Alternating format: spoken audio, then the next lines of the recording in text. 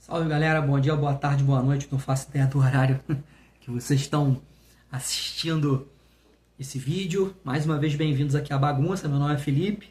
Hoje vamos dar continuidade ao capítulo 7 da Era do Capital do Hobsbawm, a parte 3 do capítulo 7. No vídeo de hoje nós vamos ver os seguintes temas: as rebeliões coloniais, as sociedades enfraquecidas, a economia e a dominação estrangeira no Egito, Revolução Taiping na China e o impacto da influência ocidental na China e no Egito. Isso aqui, como eu acabei de falar, é a terceira parte do capítulo 7 da Era do Capital, do Hobsbawm. O trabalho é destrinchar o livro, fazer um grande resumo do livro que está sendo dividido por capítulos e partes. Tem a playlist aqui no canal com o livro até essa parte aqui. E também a Era das Revoluções já está pronto, já está prontinho. Dinâmica muito simples. Eu vou deixar o resumo aqui na tela, vou fazer uma leitura dinâmica desse resumo para poder trocar uma ideia com vocês sobre o conteúdo, beleza? Se por acaso você caiu aqui de paraquedas por conta da thumbnail, por conta de alguns dos temas que a gente vai retratar aqui, independente do conhecimento do livro propriamente dito, te convido a ficar até o final, porque o conteúdo aqui pode te dar a bola, cara, no que você está procurando. Caso você esteja interessado em partes mais específicas do livro, só acessar a playlist e catar lá. Tá tudo separadinho, cara, por capítulos e por partes. Beleza? Bom, sem mais enrolações, deixa eu começar aqui a leitura, pessoal. É o seguinte, cara, o Levante Indiano ele não foi um evento isolado de rebelião colonial. A gente falou muito sobre o Levante Indiano no último vídeo. No Império Francês também teve o Grande Levante na Argélia, em 1871. Só que essas rebeliões elas eram limitadas porque as principais vítimas da sociedade ocidental não eram as colônias dominadas, mas sim os países enfraquecidos. Exemplos aqui, né, como o Egito e a China, que embora tecnicamente eles fossem independentes, eles estavam sob grande pressão e influência do Ocidente. O Egito era quase que independente, né, dentro do Império Muçulmano, e a abundância de terras, né, férteis e a localização tornavam o Egito um alvo muito fácil, né? O país começou a exportar algodão e trigo e se conectar ao mercado internacional, especialmente ao britânico, né, que atraiu muitos investidores estrangeiros. O Khedive, desculpa, Ismail, ele tentou modernizar o Egito e transformar o Cairo em uma cidade como Paris, mas os custos dessas mudanças, né, acabou sobrecarregando a economia no modo geral. Quando Ismail não conseguiu mais pagar os juros dos empréstimos que ele tinha feito, os estrangeiros eles tomaram o controle das finanças do Egito, né? E isso levou à dominação britânica na década de 1880. Quando o Egito começou a se abrir para o Ocidente, uma nova elite surgiu e liderou um movimento nacional contra o governante, né? o Khedive, e também contra os estrangeiros. Essa mudança de poder dos líderes turcos para os egípcios e a troca do turco pelo árabe como a língua oficial fortaleceu o papel do Egito como um centro importante da vida intelectual islâmica. Enquanto isso, na China, a rebelião Taiping foi uma das maiores revoluções do século XIX, né? Mas geralmente ela é ignorada por historiadores eurocêntricos, né? Como a nossa história é contada de forma eurocêntrica, acabam não se falando tanto sobre a rebelião Taiping, né? É muito legal dar uma pesquisada mais a fundo sobre ela. Esse conflito ele resultou na morte de nada mais nada menos que cerca de 20 milhões de pessoas e foi diretamente influenciado pelo impacto ocidental na China, né? Esse número para a época era uma coisa assim colossal, era ultra absurdo. Então, tanto no Egito quanto na China, a interação com o Ocidente levou a grandes mudanças sociais e também políticas, né? Embora de maneiras diferentes. No Egito, isso se resultou em um movimento nacionalista e uma tentativa de modernizar o Islã, enquanto na China a intervenção ocidental acabou contribuindo, né, para uma enorme revolta e, bom, perda de muitas vidas, né?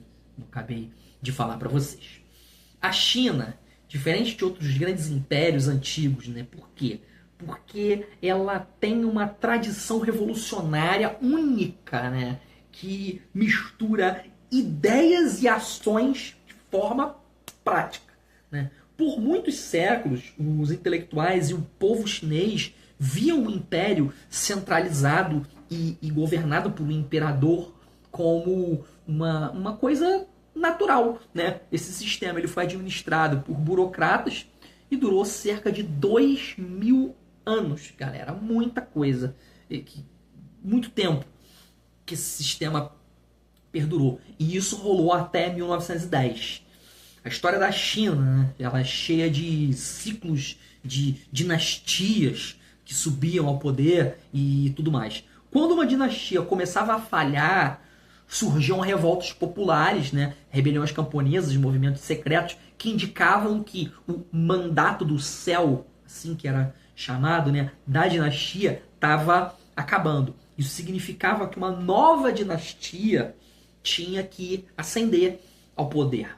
Assim, a China ela conseguiu manter, né, sua cultura e tradições ao longo de todo esse tempo, ao longo dos séculos, né, apesar de assim muitas mudanças políticas, né? Mesmo com isso a essência não mudou. A dinastia Manchu assumiu o poder da China no século 17. No início do século XIX, ela começou a enfrentar muitos problemas, né? Apesar de terem uma administração assim bem eficiente, a corrupção começou a crescer e a população explodiu, né? Passando de 140 milhões para cerca de nada mais nada menos que 400 milhões de habitantes entre 1741 e 1834, né? E que acabou trazendo enormes dificuldades econômicas. A população cresceu absurdamente. Quando a China perdeu a Primeira Guerra do Ópio para a pequena frota naval britânica, né, uma pequena frota naval, ela ficou claro que o Império Chinês era vulnerável. E isso gerou assim muita insatisfação entre o povo e incentivou a formação de grupos secretos que queriam derrubar os Manchu e trazer de volta a dinastia Ming. Essas crises elas aumentaram a pressão sobre a dinastia Manchu, enfraquecendo ainda mais o seu controle sobre o país, o controle da dinastia Manchu sobre o país. A situação ficou muito tensa quando Hun Siu-chuan, acho que essa é a pronúncia, ele criou a Sociedade dos que Veneram Deus. Ele atraiu muitos seguidores, né, especialmente entre camponeses mineiros e membros de sociedades secretas. O Hung ele foi inspirado por textos cristãos e ideias revolucionárias. Ele liderou a rebelião Taiping em 1850, declarando a formação do Reino Celestial de Paz Universal. Esse novo regime ele era muito radical e também igualitário. Para vocês terem uma ideia, eu separei aqui algumas coisinhas que esse regime ele promoveu.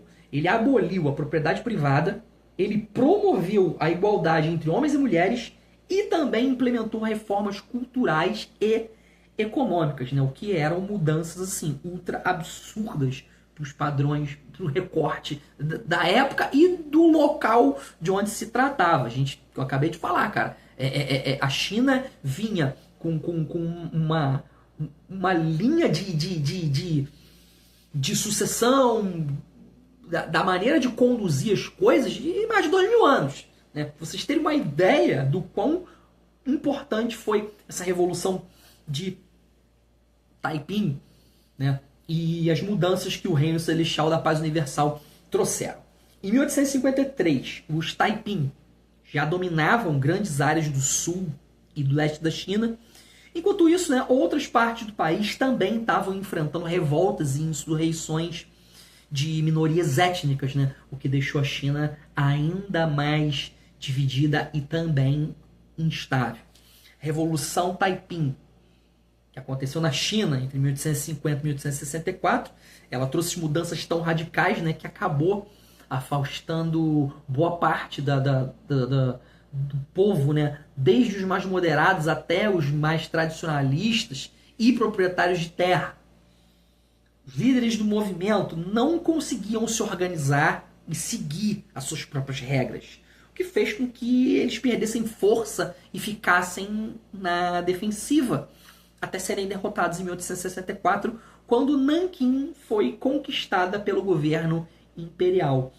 Mesmo vencendo, o governo imperial pagou um preço muito alto, né, o que acabou enfraquecendo a estrutura do Estado.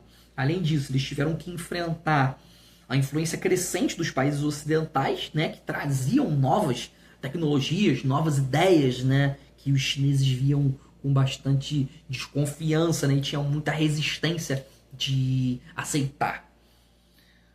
Com toda essa situação, a administração chinesa se viu obrigada a fazer algumas concessões aos ocidentais, mas ainda assim ela tentou manter as suas tradições e resistir a essas mudanças externas, né? Essa mistura de resistência, né? do resistir e ceder, né? Acabou complicando mais ainda a situação política do país. Os líderes chineses, eles viam a tecnologia e as ideias vindas do Ocidente como assim, coisa de bárbaro.